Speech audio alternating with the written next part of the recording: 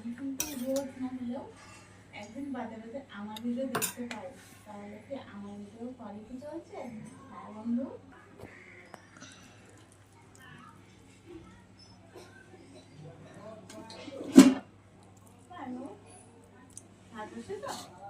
হয়ে গেছে। হুম, লেয়ার দিচ্ছি, এই করছি না। হুম, হয়ে গেছে।